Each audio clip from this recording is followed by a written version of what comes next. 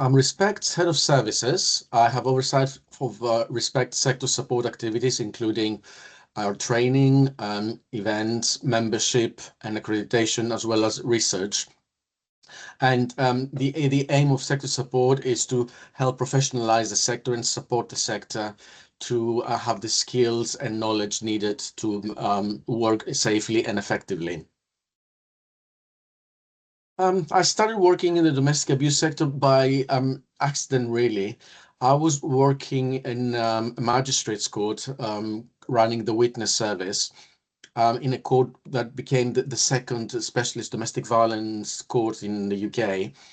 And I got a lot of knowledge around domestic abuse, and I found the topic very interesting because I realized it affects pretty much everyone because we all know someone who has been affected, and if we're honest, we almost certainly know someone who has perpetrated domestic abuse.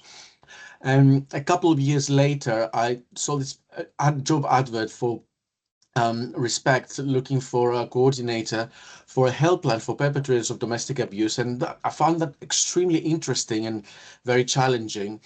And I applied and got this job, and that was my first job at Respect, setting up a helpline that was to become one of the most pioneering services globally. A helpline working with perpetrators, helping them to understand the impact of their abuse and motivate them and encourage them to access help for themselves to stop the abuse.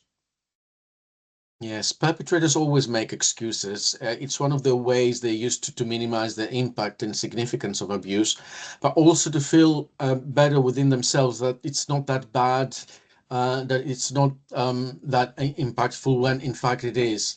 There can be all sorts of different excuses depending on the context, that it's someone else's fault, that because they're angry, or because they've had something to drink, or because they're not feeling very well, because they're depressed or anxious. It could be absolutely anything.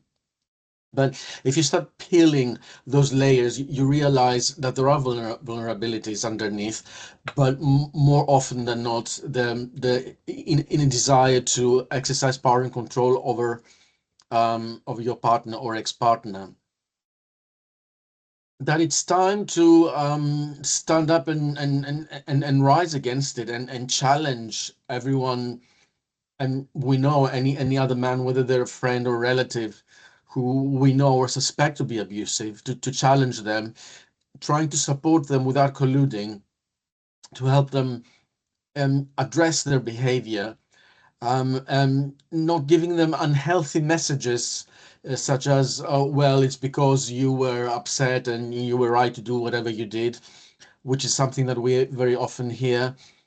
But we need to be allies, and to women and girls, and be sending a clear message that it's not okay. We shouldn't have to wait for women and girls anymore to tell us about the abuse they experience, whether it's from a partner or whether it's misogynistic abuse out in public, or anything from the range of behaviors that women experience on a daily basis and by large men don't.